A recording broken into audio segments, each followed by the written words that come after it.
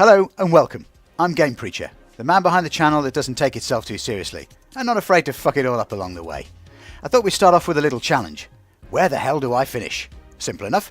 Just guess my final position before the end of lap 1. The game is Grid Autosport, the track is Okutama in Japan, so let's get to it. Fantastic to start at the back of the race. Still, best place to be if you want a challenge. This track is Okutama, which is based in Japan. It's not actually a real track, even though a lot of people think it is, and they've even included road signs and all that stuff, but in reality it is fictitious. And there's a little price to pay for a little bit of fictitious racing, and that is that some of the bends don't make a lot of sense. What you tend to find is that occasionally they make a bend that the AI cars seem to be able to go round as if they're Formula 1 cars. They are glued to the fucking road, and strangely enough, I'm not, which pisses you off a little bit, but it's just the way it is really with some of these games. Clearly when they do the... Oh, Jesus Christ. Oh, fuck me, somebody's bonnet's gone. Oh, and my front bumper. There you go. This part actually here is where that happens. If you try and come round there at the same speed as everybody else, you tend to end up in that brick fucking wall known as a rock face. And it's a little bit tricky. And hang on. Oh, come on. Brake! Oh, fairly tight left here. And reasonably tight right onto a bridge. The game itself is beautiful. I know it's been out for a while now. And I didn't pick it up straight away. And part of the reason for that was that Grid 2 was awful. Shockingly bad. Purely street circuit based. Didn't enjoy it, and I'm a big fan of Grid. I absolutely adored the first game, played it to death, must have put 100 hours in at least to at the online mode, which was fairly basic, but particularly the touring car side, when you could race across a lot of the touring car tracks across Europe, were fantastic, absolutely great fun. And if you've never played it, sadly I don't actually think it's online anymore, it was great because you could gang up against the French, the Germans, the Italians, the English, whichever nation you come from. It was just great fucking fun. Superb. But anyway, back to this game. The sound is absolutely brilliant. It's just superb. I love the way that the engine sounds are all different. The car handling is also great, if not a little bit sort of slippy and arcadey now and again. And oh, we've got a spinner. Hello, mate. Goodbye. Lovely. Don't forget, of course, we've had the end of the first lap, and you are supposed to be having a guess at where I finish. I think I'm about 10th, 11th at the moment, which is not too bad. It's a 4-lap race, and we're about a third of the way around the second lap. I've got another couple of moans about this game, which are fairly minor, but they kind of make this thing about, you know, you've got a teammate, and believe you me, you haven't. He is fucking useless. Absolutely shocking. Now, maybe they'll say, well, look, you know, you're playing single player here, so really, why are you worried about... Ah, shit. Worried about your teammate. Excuse me, mate. Can you get out of my way? Thank you. Yep, move. Does it matter? Well, it matters to me because there are team objectives. So you put together a team objective where it says you've got to finish 5th or you've got to beat such and such. The individual, fine, no problem. But when it says you've got to finish 5th, well, it's you, because your teammate is shit.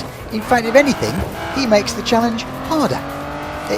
It's pointless to me. I think they really should have got their arse together and said, right, listen, what we can do here is that your teammate will not win races, but he'll always be there or thereabouts. He might have a bad race now and again, that's fine, you know, we all do, but they didn't. It's ridiculous. The only time your teammate ever gets onto pole is when they have a 2-race weekend on the touring car bit, and on the second race they swap the field round because he was last on the first one, so they put him first. It's fairly shit. Come on. Goodbye, mate. And we're on to lap 3 here, and I am now up into, I think, about 4th or 5th. I don't know if those 3 cars in front are the only ones. Can't remember seeing anybody else. A couple of other things that are small negatives. It would have been nice even though they do a great job with the night races.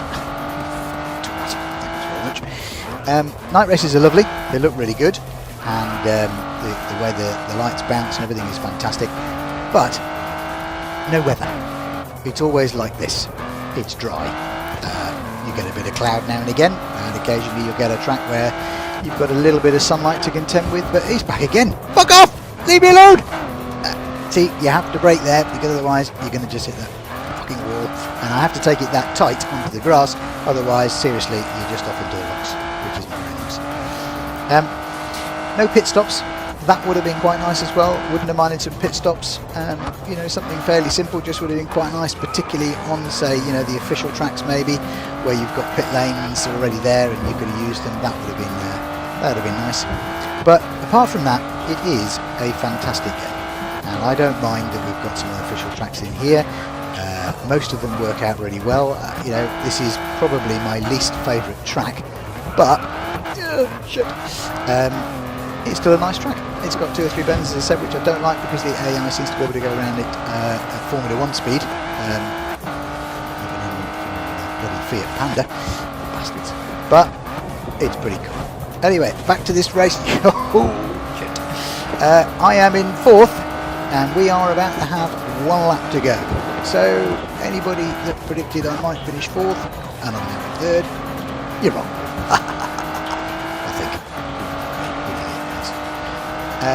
Last lap. Here we go, ladies and gentlemen, and I'm pretty sure I can get fuck, get second here. I don't know. I'm pulling away. That's not very nice, is it?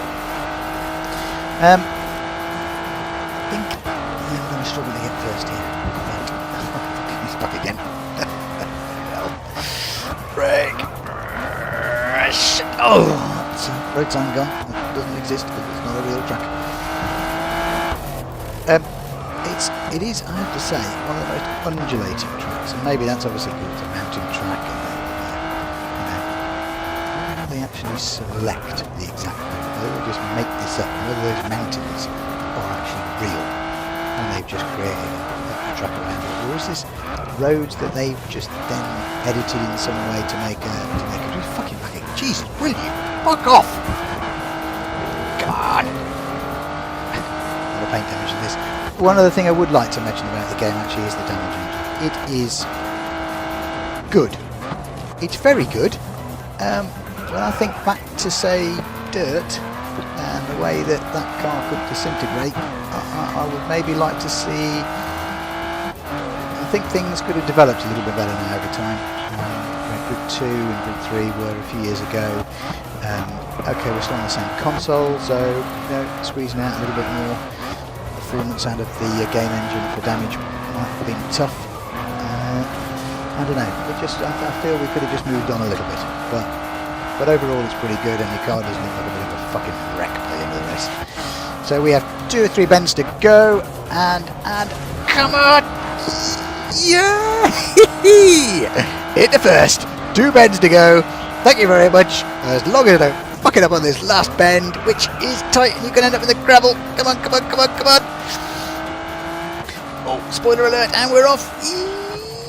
Yes! Come on, we've done it. First. Wonder who guessed right.